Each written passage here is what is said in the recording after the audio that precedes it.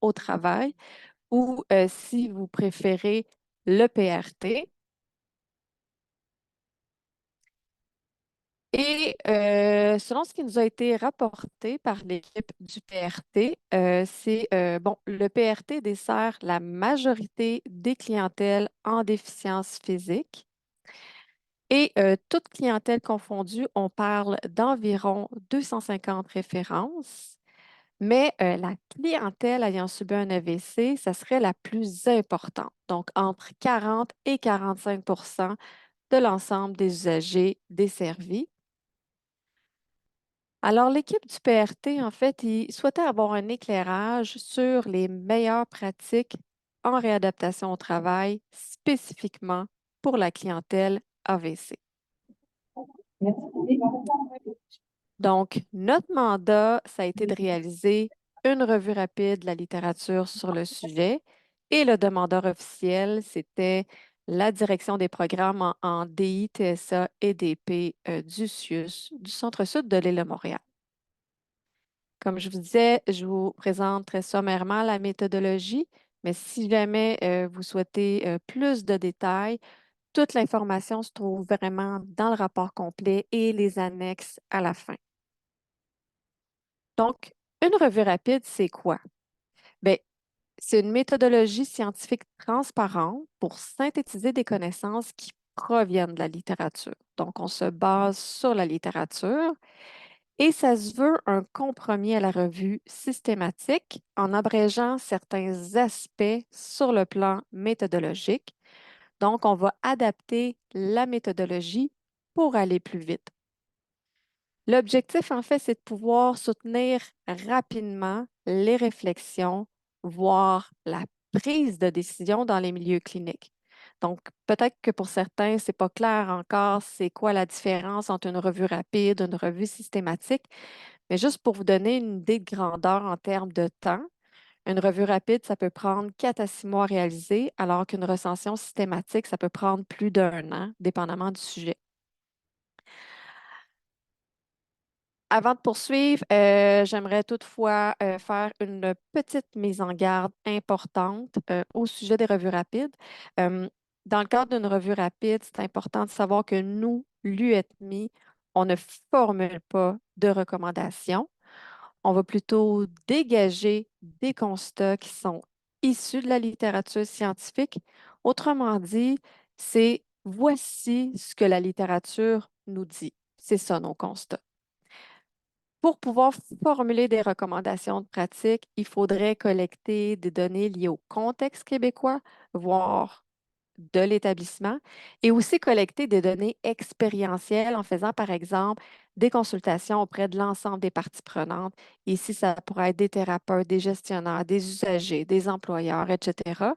Et ensuite, on aurait un comité délibératif qui se prononcerait sur les recommandations. Donc, c'est un processus plus long et plus rigoureux. Donc, on est vraiment loin de ça dans le cadre d'une revue rapide. Donc, je voulais juste faire cette petite mise en garde-là. Donc, la question qui nous a été posée par l'équipe du PRT, c'est quelles sont les meilleures pratiques de réadaptation au travail pour la clientèle AVC ambulatoire? Et nous, pour répondre à cette grande question-là, on l'a déclinée en 3 questions d'évaluation. Première question, quel programme, intervention, modèle ou approche en réadaptation au travail pour la clientèle AVC ambulatoire recense-t-on dans la littérature scientifique? Donc, qu'est-ce qui existe? Deuxième question, quelle est l'efficacité de ces programmes? Et troisième question, comment ces programmes sont-ils perçus et vécus par les principaux acteurs impliqués? Et comme je le suggérais tantôt, quand on parle d'acteurs impliqués, ça peut être des usagers comme des professionnels, comme des employeurs. Ça peut même être des collègues de travail des usagers. Pour trouver des études sur la réadaptation au travail post-AVC, on a interrogé 4 bases de données scientifiques et cette recherche-là, ça nous a permis de créer un grand bassin de références potentiellement pertinentes. Par la suite, on a fait la sélection des documents en appliquant des critères de sélection préétablis. Et pour être certain de ne pas être biaisé au moment de la sélection, on a évalué 20 des documents à l'aveugle. Donc, chacun de son bord, à cram et moi, on décidait si on devait inclure ou exclure les documents en fonction de nos critères de sélection. Et ensuite, on comparait nos réponses. Les principaux critères de sélection, c'était au niveau de la population cible, on incluait les études qui étaient menées auprès d'adultes en âge de travailler et ayant subi un AVC. Et bien entendu, on excluait les études menées auprès d'autres types de clientèle. Les études devaient porter sur des interventions de réadaptation dont l'objectif premier, c'était le retour au travail ou la performance au travail. Et on excluait les études qui portaient sur des interventions de réadaptation dont l'objectif premier, c'était plutôt d'améliorer la condition physique, mentale ou cognitive. Au niveau du milieu d'intervention, ça devait être de la réadaptation ambulatoire, donc tout ce qui est outpatient, clinique externe, domicile, lieu de travail. Et on excluait les études où la réadaptation se déroulait exclusivement à l'interne, donc tout ce qui est inpatient. Ça peut arriver qu'on avait un programme qui débutait à l'interne et qui se poursuivait à l'externe. Dans ce temps-là, on retenait l'étude. Il y a d'autres critères là, qui ont également été appliqués. Par exemple, compte tenu du court délai de réalisation, on s'est limité aux publications les plus récentes, donc des 10 dernières années. Et encore une fois, je vous invite à consulter le rapport pour avoir la liste complète des critères de sélection. Ici, on a un diagramme de sélection, en fait, qui illustre tout le processus de sélection des références, des études. Juste retenir, là, je n'irai pas dans les micro-détails de la figure, mais retenir qu'au départ, on avait un bassin de 1502 références potentiellement pertinentes et en appliquant nos critères de sélection, on en est venu à retenir 19 documents. Pour terminer avec la méthode, on évaluait la qualité des études à l'aide d'une grille standardisée, le MMAT, et aussi pour l'extraction des études, ça s'est fait en utilisant une grille d'extraction préétablie. Bon, on arrive enfin aux résultats. Je vais les présenter en 3 blocs, comme je vous disais, soit un bloc pour chaque question d'évaluation. En premier, je vais faire un survol des programmes et interventions qu'on a recensés dans la littérature. En deuxième, je vais présenter les résultats des études qui ont mesuré les effets sur le retour au travail, mais aussi, vous allez voir, sur d'autres variables d'intérêt. Et finalement, en troisième, je vais présenter les résultats d'études qui ont été menées sur les perceptions et les expériences d'acteurs impliqués dans les programmes. Principalement, ça va être des usagers, thérapeutes et des employeurs. Donc, la première question d'évaluation, c'était quel programme intervention en réadaptation au travail pour la clientèle AVC ambulatoire recense-t-on dans la littérature scientifique? Au total, on a recensé 10 programmes intervention que nous, on a regroupés en 2 grandes catégories. D'abord, les programmes de réadaptation au travail adoptant une approche plus globale, donc une approche biopsychosociale. Ici, on parle de 8 programmes. Deuxième catégorie, c'est les interventions ciblant spécifiquement les incapacités physiques qui peuvent affecter le retour au travail. Ici, il y avait 2 interventions. Je vais vous préciser tout ça dans les prochaines diapos. On y va avec les programmes de réadaptation au travail. Ici, on a la liste des 8 programmes qu'on a recensés. Malheureusement, on n'aura pas le temps là, aujourd'hui de présenter le contenu spécifique à chaque programme, mais les 8 programmes sont présentés vraiment en détail à l'annexe 5 du rapport sous forme de fiches et je vous invite à les consulter.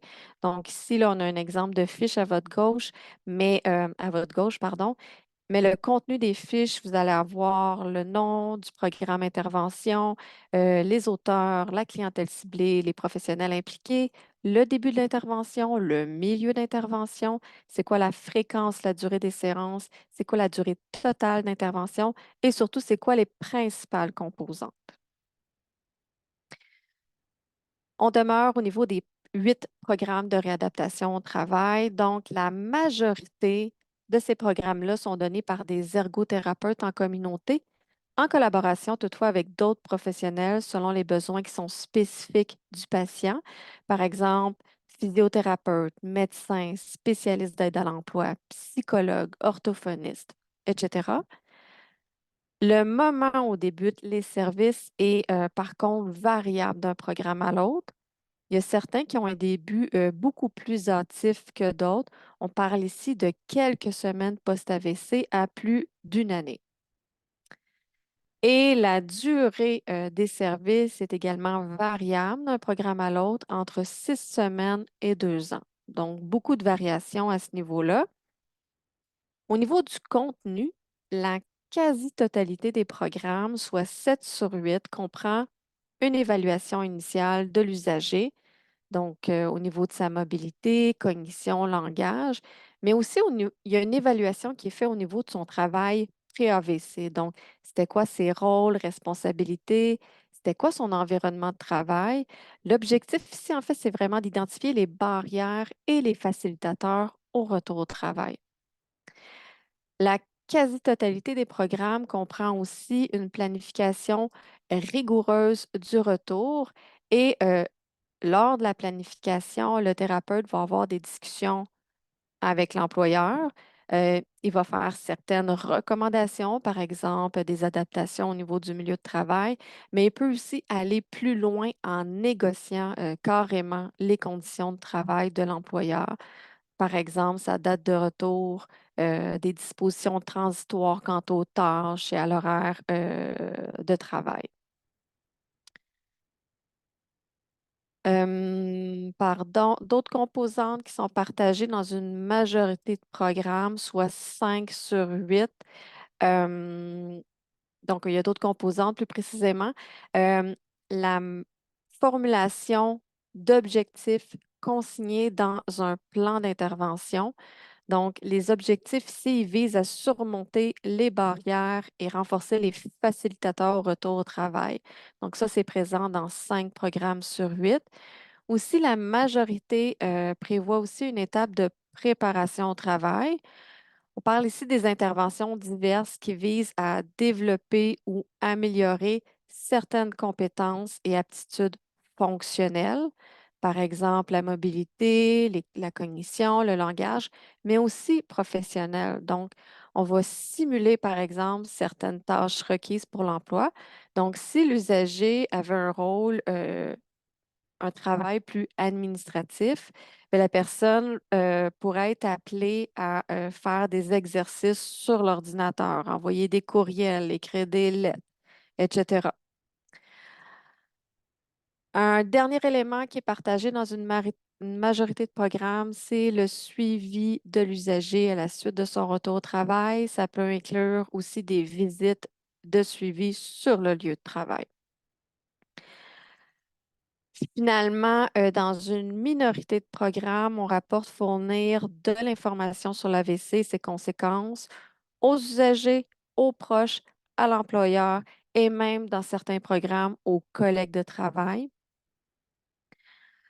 Peut-être avant de poursuivre, je voudrais juste faire une petite précision. C'est sûr que la quantité d'informations qui était disponible sur les programmes, c'était assez variable. Donc, quand je dis par exemple que 7 programmes sur 8 qui prévoient une évaluation initiale, ça ne veut pas nécessairement dire que le 8e programme n'en fait pas.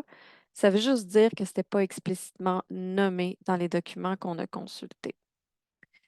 La mise en garde étant faite, je poursuis. OK, c'est tout pour la description des programmes de réadaptation au travail. On passe maintenant aux 2 interventions qui ciblent spécifiquement les incapacités physiques des usagers et qui peuvent affecter le retour au travail. Euh, On s'est demandé au début là, si on devait conserver ces 2 interventions-là dans la synthèse.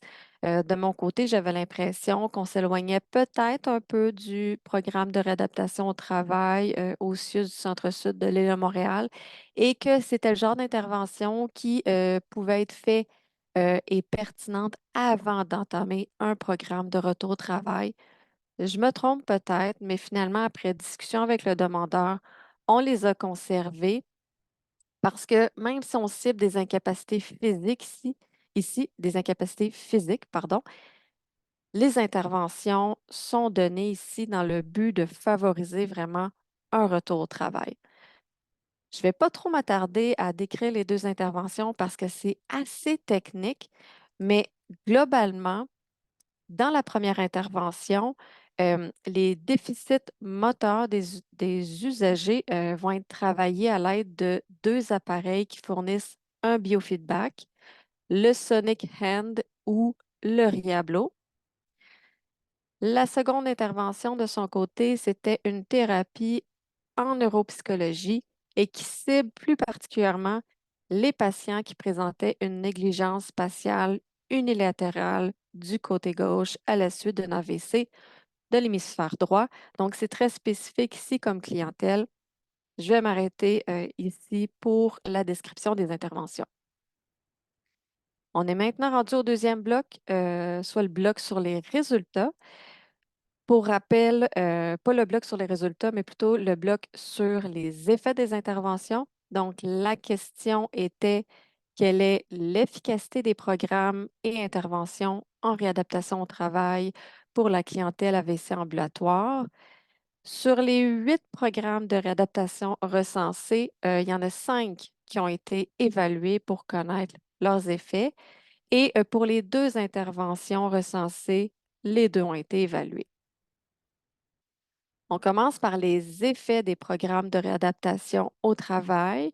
Globalement, le taux de retour au travail rapporté varie entre 52 et 88. Et pour 3 des 5 programmes évalués, les taux sont de 70 et plus. Bon, peut-être que vous vous auriez attendu à des taux de retour au travail plus élevés, mais quand on met en perspective les résultats des participants au programme, avec ceux d'un groupe témoin qui n'a pas participé au programme, on observe plusieurs résultats qui sont prometteurs. Donc, on rapporte un taux de retour au travail 2 à 3 fois plus élevé, plus d'usagers avec des accommodements au travail, les pertes de revenus seraient moins élevées, les participants au programme auraient un niveau de performance plus élevé et aussi le taux de satisfaction quant à la situation d'emploi serait 2 fois plus élevé. Toujours en comparaison avec un groupe témoin, les résultats sont mitigés ou contradictoires pour ce qui est du niveau de réintégration au travail. Donc, c'est sûr que les participants ne vont pas réintégrer le jour 1 leur travail à 100 jusqu'à quel point ils réintègrent leur travail après, disons, 6 mois, 1 an, les résultats sont contradictoires. Et les résultats sont également mitigés, contradictoires pour ce qui est de possibles changements de rôle et responsabilités. Est-ce que les participants retournent au travail, mais en occupant une fonction, disons, j'ai le goût de dire inférieure, là, c'est probablement pas le bon terme, là, mais est-ce qu'ils se retrouvent avec un emploi avec un rôle moins important au sein de l'organisation, des responsabilités moins importantes et qui viendrait, par exemple, avec une perte de revenus, donc un salaire moins élevé. Ça, à ce niveau-là, on ne peut pas se prononcer. Les résultats allaient un peu dans tous les sens. En dehors du retour au travail, il y a d'autres résultats d'intérêt qui sont présentés dans les études. Toujours en comparaison avec un groupe témoin, on rapporte un meilleur équilibre et une meilleure mobilité, une plus grande intégration dans la communauté. Les résultats sont toutefois mitigés pour les AVQ et on ne rapporte pas d'effet sur la cognition globale, la santé mentale et la qualité de vie. C'est tout pour les effets des programmes de réadaptation au travail. On passe maintenant aux effets des 2 interventions qui ciblent spécifiquement les incapacités physiques des usagers. Dans le cas de la première intervention auprès d'usagers avec une négligence spatiale unilatérale, donc la thérapie en neuropsychologie, les résultats sont encourageants. L'intervention pourrait avoir des effets positif sur le retour au travail, mais comme l'intervention a été testée sur un échantillon de seulement 3 patients, l'emploi du conditionnel est vraiment important ici. Donc, c'est pour ça que je parle de pourrait avoir des effets. Pour les deux technologies qui recourent au biofeedback, euh, ça semble avoir aucun effet sur le retour au travail. En tout cas, il n'y a aucun effet qui est rapporté.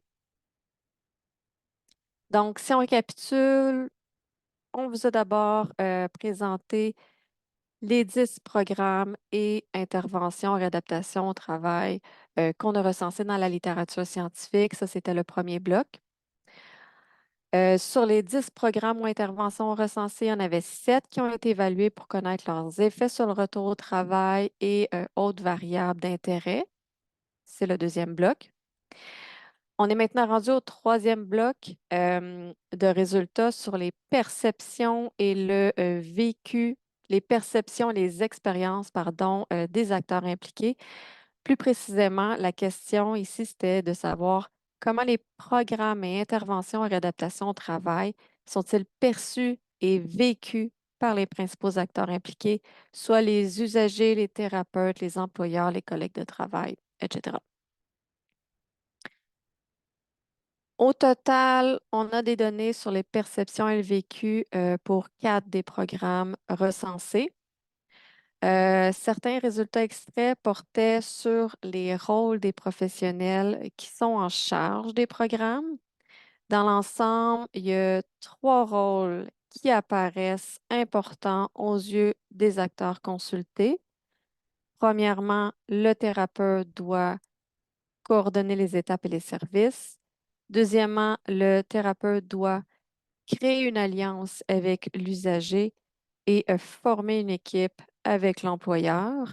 Donc, pour ceux qui travaillent en réadaptation au travail, j'ai bien hâte de voir, j'ai bien hâte de vous entendre là-dessus, en fait, à savoir si vous considérez que vous formez une équipe avec l'employeur et l'usager euh, dans le cadre de vos fonctions.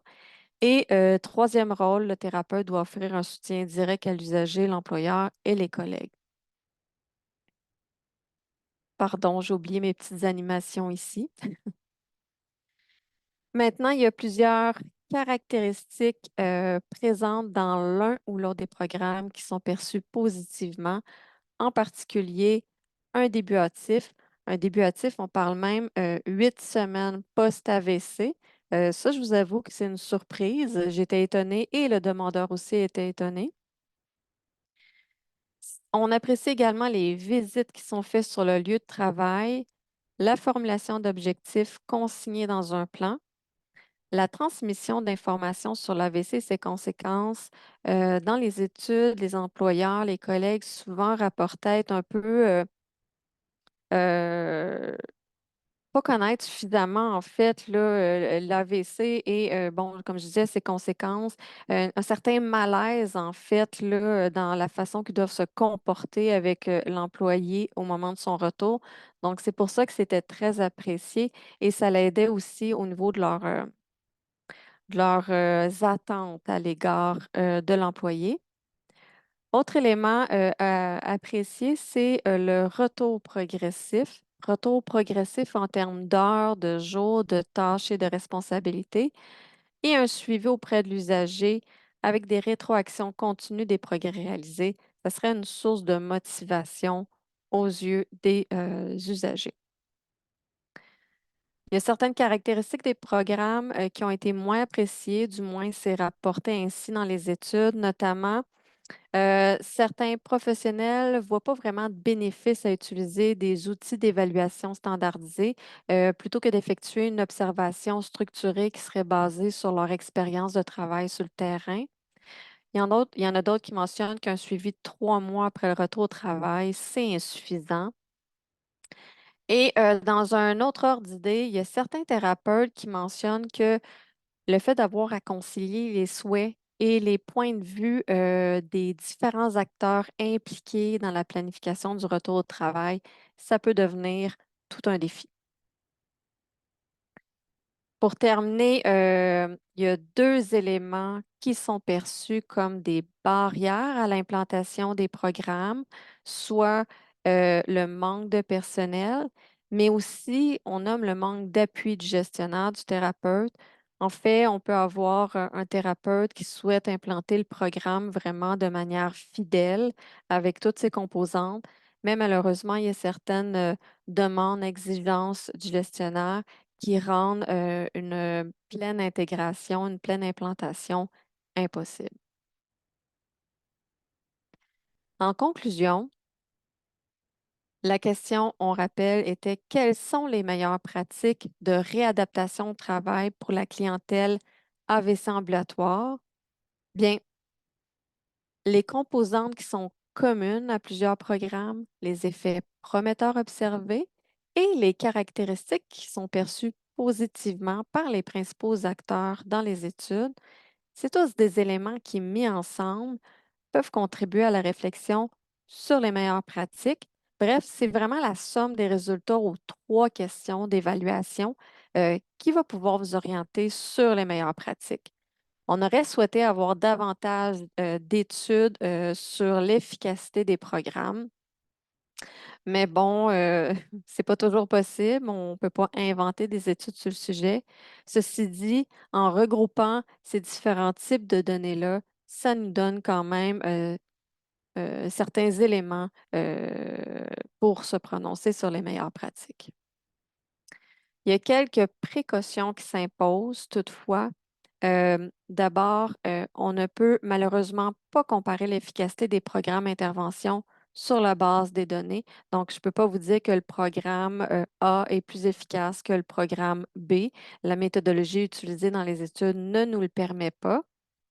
Ensuite, il n'y a aucune des études et aucun des programmes recensés qui provient de l'Amérique du Nord. Ça, c'est assez étonnant. Généralement, on a un nombre assez important là, d'études, particulièrement qui proviennent des États-Unis. Mais bon, visiblement, ça ne s'est pas fait dans le cadre de la réadaptation au travail post-AVC. Euh, c'est sûr que les systèmes d'assurance, les lois, les règlements sur les normes du travail et les régimes d'invalidité, c'est très différent d'un pays à l'autre. Donc, il faut faire attention aussi à la généralisation des résultats. Même si on avait eu des études faites aux États-Unis, leur contexte n'est pas nécessairement le même que celui au Québec.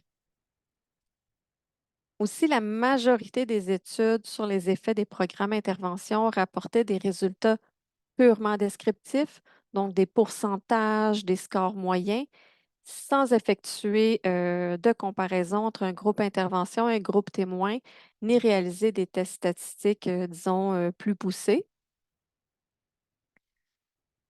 Aussi, il y a plusieurs facteurs liés à l'employeur et qui sont connus pour faciliter ou nuire au retour au travail qui n'ont pas été pris en compte dans les analyses. Par exemple, la relation qui existait entre l'employeur et l'employé avant de subir un AVC, ben, c'est un élément qui peut affecter aussi son retour après l'AVC. Quelqu'un qui aurait, par exemple, une très bonne relation avec son gestionnaire, euh, il y a plus de chances que ça l'affecte, que ça devienne un facilitateur pour son retour versus une personne qui était déjà en mauvais terme à la base avec son gestionnaire. C'est sûr qu'au niveau du retour au travail, peut-être que ça va devenir euh, un facteur qui pourrait nuire à son retour. Euh, Dernier point, si je ne m'abuse, le concept de travail est défini de manière assez différente d'une étude à l'autre. Il y a certains auteurs qui vont adopter une définition beaucoup plus inclusive et qui vont considérer le bénévolat comme du travail. Donc, ils vont inclure ça dans leur calcul du taux de retour au travail. Si quelqu'un faisait du bénévolat, ne serait-ce quelques heures, il considérait que la personne était retournée au travail. Donc, nécessairement, ça peut venir, disons, peut-être surestimer les taux qu'on a rapportés. Et dans d'autres études, par contre, on se limitait vraiment à tout ce qui est travail rémunéré. Ah oui, aussi, les effets des programmes d'intervention à moyen et à long terme demeure inconnu. En fait, les temps de suivi étaient relativement courts dans les études, donc on regardait les résultats à 6 mois ou moins dans la majorité des études, donc 6 mois et moins. Et on ne sait pas en fait si les effets des programmes rapportés se maintiennent à plus ou à moyen ou à long terme. Donc, ça, c'est une donnée qui nous manque. Maintenant, pour identifier les meilleures pratiques en réadaptation au travail avec un plus haut niveau de certitude, si on veut, il y a d'autres recherches évaluatives qui doivent être menées, notamment des études en Amérique du Nord et pourquoi pas au Québec. Avis ici aux chercheurs, je m'adresse particulièrement à vous. Ça nous prendrait également plus d'études comparatives où l'on compare un groupe intervention à un groupe témoin, plus d'études avec des stratégies d'analyse statistique rigoureuses, donc pas juste rapporter des pourcentages, et des études avec des temps de mesure à plus long terme, là. On veut savoir si les programmes ont des effets qui perdurent dans le temps. Je termine avec ceci. En fait, là, je vous ai parlé des limites propres aux études qu'on a recensées, mais nous aussi, dans le cadre d'une revue rapide, on a certaines limites. Comme il a déjà été mentionné, une revue rapide, on choisit de faire une revue rapide pour que ça aille plus vite, mais nécessairement, il va y avoir certains compromis au plan méthodologique, notamment. Euh, on a consulté 4 bases de données pour la recherche documentaire, ce qui n'est pas si mal en fait, mais c'est sûr que la recherche documentaire demeure limitée comparativement à celle d'une revue systématique. C'est donc pas impossible que certaines études nous aient échappé. Je vous dirais qu'on a quand même fait plusieurs vérifications qui viennent, si on veut, nous donner une certitude euh, qu'on n'en a pas échappé, mais on ne peut pas éliminer quand même cette possibilité-là. Aussi, il y a certaines étapes qui ont été réalisées par un seul évaluateur plutôt qu'en interjuge. Par exemple, au niveau de l'évaluation de la qualité méthodologique des études retenues, ça s'est fait par un seul évaluateur. Dans un monde idéal, comme dans une recension systématique, on aurait souhaité en fait avoir un deuxième évaluateur qui vienne valider l'ensemble des évaluations. Aussi, comme je vous disais, là, dans le cadre d'une revue rapide, on ne fait pas de collecte de données contextuelles ni expérientielles.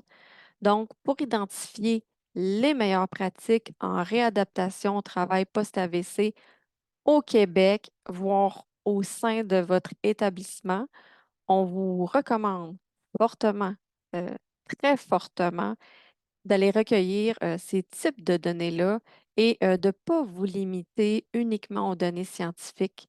Donc, au-delà de ce qui est efficace au plan scientifique, c'est vraiment important de tenir compte de votre propre contexte et de consulter les parties prenantes. Par exemple, une pratique pourrait être super efficace en Australie, mais être tout simplement inapplicable dans le réseau tel qu'il est structuré présentement au Québec. Je vous remercie beaucoup pour votre écoute. On serait rendu à la période d'échange, donc je vais mettre fin au partage. Bonjour, Alors, merci à vous deux pour cette présentation. Je ne vois pas de questions dans la fenêtre de clavardage. Amenons, vous êtes très, très, très nombreuses et nombreux. Nous en sommes ravis. 149 personnes toujours présentes. Peut-être par souci d'efficience, je vous invite à taper vos questions dans la fenêtre de clavardage. On verra s'il y en a peu ou beaucoup. S'il y en a peu, on des fois, pourrait c'est vous parce inviter. Oui, qu'on est tellement clair qu'il n'y a pas de questions. c'est tout à votre honneur. Mais sinon, Isabelle. soyez pas gênés, là. On est là pour ça. Si jamais les questions vous viennent à l'esprit un peu plus tard, là, des fois c'est après coup, ben, vous pourrez toujours nous recontacter à Cram et moi. Mais si vous avez des questions, ou même si vous avez des réactions, surprises, étonnements, n'hésitez pas. Moi, j'aurais des commentaires. Est-ce que vous m'entendez? Oui, Bonjour bonjour Gilbert, oui. Gilbert. Alors, Gilbert de Fondbrune, je suis ergothérapeute ici à Lucie Bruno au programme de réadaptation au travail. Donc, c'est nous qui avons fait la demande là, euh, à l'équipe d'Isabelle. Donc, un gros merci pour la présentation, puis pour tout le travail que vous avez fait là, en relisant là, tous les écrits là, que vous avez recensés. Là. Ce qui est intéressant, là, vous l'avez nommé tantôt, c'est l'annexe 5 Mhm. qui fait vraiment là, la synthèse là, des différents programmes. Puis moi, ce que j'ai trouvé là, en lisant tout ça, c'est qu'il y a beaucoup de ces programmes-là qui se chevauchent. Mhm. Puis nous, en termes d'équipe là, de réadaptation au travail, c'est que ça rassure, là, en fond, c'est que ça confirme que nos pratiques là, sont basées justement sur les meilleures pratiques là, dans le Mhm. domaine. Ce qui est intéressant de constater, c'est qu'à la base de ces études-là, c'est que les intervenants, les cliniciens, avaient le même questionnement. Hein, ils Mhm. faisaient le constat que en santé mentale, en musculo-squelettique, pour la clientèle TCC, il y avait beaucoup d'études où il y avait des données probantes là, sur le retour au travail avec ces clientèles-là, mais que pour les AVC, il y avait quand même il y avait des lacunes. Donc, je Mhm. trouvais ça très intéressant. Puis aussi de constater que il y a beaucoup de zones grises. Hein? Il y a pas, Mhm. quand on lit les études, on n'a pas tous les détails, hein, comme vous l'avez mentionné. Puis moi, ce que je remarque, c'est que d'un programme à l'autre, ben, on ne sait pas exactement non plus qu'est-ce qui avait été fait en amont. Hein? Comme nous, Mhm. on a notre clientèle qui est référée là, beaucoup là, du programme AVC ici à Lucie Bruno, mais Mhm. aussi là, d'autres endroits, notamment Villa Medica. Puis, ils abordent quand même la question du travail, puis Mhm. euh, les prérequis, hein, qu'est-ce que ça va prendre justement pour que la personne puisse retourner au travail. Donc, il y a tous ces éléments-là là, qu'il faut considérer là, quand on regarde les différentes études. Là. Mais moi, ce qui m'interpelle le plus, c'est le début de l'intervention. Hein, c'est quand le bon timing pour commencer la réadaptation au travail ou des interventions spécifiques par rapport à ça, puis la durée. Hein, quand est-ce Mhm. que justement on peut considérer là, qu'on a assez fait parce qu'il y a quand même certains programmes qui sont quand même là, assez synthétisés là, dans le temps. Là, je pense qu'il y en a un même, c'est 12 semaines, même 6 semaines. Donc, là encore, hein, c'est peut-être du cas par cas selon la sévérité là, de l'AVC, la clientèle qui a été incluse là, dans l'étude. Euh, Ça amène un questionnement sur Mhm. notre pratique. Puis, je trouve que c'est vraiment utile là, parce qu'on ne peut pas non plus là, dire qu'on pratique là, selon les données probantes si on ne fait pas ce genre d'exercice-là. Mhm. Un gros merci à vous, Isabelle, puis à Akram, puis à Fanny aussi là, de tout le Oui. travail qui a été fait. Moi, je trouve ça très utile là, justement de prendre connaissance de tout ça, puis de s'améliorer là, dans nos pratiques. Oui, merci Gilbert. Puis c'est un bon point de souligner Fanny, je l'ai pas nommée, mais Fanny Tremblay-Racine, qui est la troisième auteure sur le rapport, en fait, c'était notre bibliothécaire spécialisée en déficience physique qui a collaboré avec nous pour la recherche documentaire. Merci beaucoup, Gilbert. Je crois qu'il y a une autre question de Oui, je vois une Sophie. main levée de Sophie Panton. Sophie, je vous invite simplement à dire de parler un petit peu de votre provenance. Êtes-vous de notre Oui, CIUS ou bonjour. d'un Moi, autre je établissement? suis ergothérapeute au CIS Montérégie-Ouest en déficience physique, clientèle externe en euro AVC. Alors, on a beaucoup de retours au travail. M'en fais, moi, j'ai passé très vite. J'aurais aimé revoir la diaporama sur le taux d'efficacité des études des différents programmes. Je ne sais pas si vous Peut-être. pourriez remettre, parce que ça allait passer très, très vite. Puis je trouvais quand même que les chiffres, vous disiez que c'était pas très élevé, mais c'était quand même entre 55 et 88, je crois. Oui. Est-ce que vous le voyez à l'écran? Désolée, je reviens en arrière. J'aurais dû le Moi, je le vois partager. pas, non. Non, OK, bon, ça sera pas long. Je vais revenir à la diapo, puis je vais le partager. Euh, donc, partage, share. Là, est-ce que vous le voyez? OK. Ouais, oui, je le vois. Oui, c'est ça, c'est effectivement tu sais, les résultats, moi, je me serais attendue à quelque chose de un peu plus convaincant en termes de retour au travail. C'est ça, au début, j'ai eu cette première réaction-là. Par contre, ce que je disais en fait après, c'est que les résultats, ils sont prometteurs quand on les compare à quelqu'un qui n'avait pas suivi le programme en question. C'est là qu'on voit que ben là, je vais remettre les résultats prometteurs, mais par exemple, oui, le taux de retour au travail n'est pas phénoménal, mais il est quand même 2 à 3 fois plus élevé que celui qui n'aurait pas suivi de programme. Même chose au niveau, les personnes qui participent à un programme, ben, ils se retrouvent en fait à avoir davantage d'accommodement au travail une fois qu'ils réintègrent leur travail, probablement avec la collaboration du thérapeute. Euh, les participants aussi sont 2 fois plus, le taux de satisfaction est 2 fois plus élevé chez ceux qui participent à une démarche comme ça. Fait que si je reviens au taux d'avant, taux de retour au travail, 52 à 88. Bon, le 52 c'est pas loin des taux en fait que je présentais au début en introduction. 70 de retour au travail et plus, ben là, on parle peut-être d'un 30 qui ne retourne pas au travail dans certains programmes, mais il y en a quand même davantage que ceux qui, en fait, participent pas à des programmes. Pourriez-vous faire juste la distinction entre les... Je comprends pas la différence entre le 52 à 88 et le 70 et plus. C'est vous différenciez Ben, en fait, parmi il y a eu 5, attends, je recommence. Il y a 5 programmes qui ont été évalués pour leur efficacité, notamment le taux de retour au travail.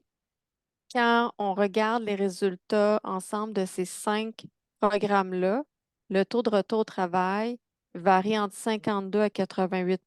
Donc, ça veut dire qu'il y a certains programmes qui semblent un peu moins efficaces que d'autres. OK, Mais sur les 5 programmes, il y en a 3 que le taux de retour au travail OK, est de 70 et plus. parfait. Donc, ce que ça veut dire, c'est que les programmes n'ont pas tous la même efficacité. Il y en a qui sont plus efficaces que d'autres. Donc, c'est un peu ça que j'essayais d'illustrer. C'est vrai que je suis passée vite sur cette diapo-là. Est-ce que vous aviez d'autres questions? N'hésitez pas, là. Moi, je suis là pour clarifier. Moi, ça répond à ma question. Je vous remercie. Parfait. Je vais arrêter le partage. Est-ce qu'on aurait d'autres questions? Moi, j'aurais peut-être un petit commentaire que je n'ai pas mentionné dans ma présentation. Je dirais que par rapport là, justement à l'annexe 5 avec la description des programmes là, sous forme de fiches, euh, un élément qui était peut-être, et ça c'était une demande du demandeur là, qui aurait souhaité un certain éclaircissement, notamment au niveau de la fatigue neurologique. Ça semble être un élément important là, qui rend le retour au travail plus difficile. Dans notre recension des meilleures pratiques, ce qu'on voit dans les programmes, c'est qu'on va dire dans la description, bon, il y a certains exercices qui sont faits pour travailler à ce niveau-là, mais on ne développe pas sur le sujet. Fait qu'on sait que le programme prévoit certaines interventions pour travailler au niveau de la fatigue neurologique, mais on ne sait pas vraiment concrètement qu'est-ce qu'ils font. Et ça, je pense que ça aurait pu être intéressant d'avoir un peu plus de détails à ce niveau-là.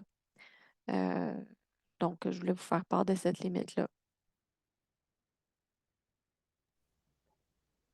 Aussi, dans la présentation plus tôt, Isabelle, vous posiez la question, en fait, là, par rapport à l'alliance là, du Oui. thérapeute là, avec l'usager, mais aussi avec l'employeur. Là. Mhm, Souvent, c'est là que ça se joue, souvent. mhm, Hein, c'est de la plus-value, souvent, d'un programme de réadaptation au travail, c'est justement ce suivi-là là, en milieu de travail, puis la relation là, que notre usager a avec son employeur. mhm, Euh, souvent, c'est ça qui fait la différence. Puis de ce que j'ai vu dans les études là, recensées, euh, c'est beaucoup ça là, que la clientèle apprécie. Puis certaines études là, font justement là, démontrent que le faire le plus rapidement possible, ou à tout le moins qu'il y ait un premier contact là, rapidement avec l'employeur, ben, ça fait partie des meilleures pratiques. Puis ça, c'est quelque chose là, au programme ici à Lucie-Bruno, on fait là, couramment là, avec notre clientèle. Là. Oui, puis tu sais, ça doit être, tu sais, il y a des personnes qui doivent se dire intégrer un patient 8, 8 semaines post-AVC dans un programme de retour au travail, ça peut paraître assez précoce, voire même un peu trop. Mais en fait, dans les études, le- oui, le programme peut débuter de façon précoce, mais à la base, l'idée, c'est que c'est important, selon les auteurs de ces programmes-là, de vraiment que la personne préserve un lien avec son employeur. Tu sais. Donc, le gros de la réadaptation se fait peut-être pas à sa sortie de l'hôpital, là, mais il faut que la démarche quand même avec l'employeur débute assez tôt dans le temps.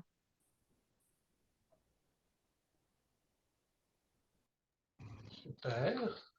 Merci pour vos interventions et vos questions et vos réponses, Isabelle et Akram. Il reste quelques minutes. Si vous avez d'autres questions, réactions, éclaircissements, je vois une main levée du collègue Akram. Bonjour. Juste, merci Frédéric, merci Isabelle pour la présentation. Je voudrais juste, par rapport à la question qui a été posée par rapport au taux, peut-être donner une hypothèse, une explication de cette grande variation qui va de 52 à 88, malgré qu'une grande partie des études ont des taux supérieurs à 70%. C'est que, et c'est la raison aussi pour laquelle on n'a pas été capable de dire que tel programme est meilleur qu'un autre programme par rapport au taux. C'est sûr que quand on voit une étude qui rapporte 52%, une étude de 88%, le réflexe serait de dire celui de 88%, 88%, il est meilleur.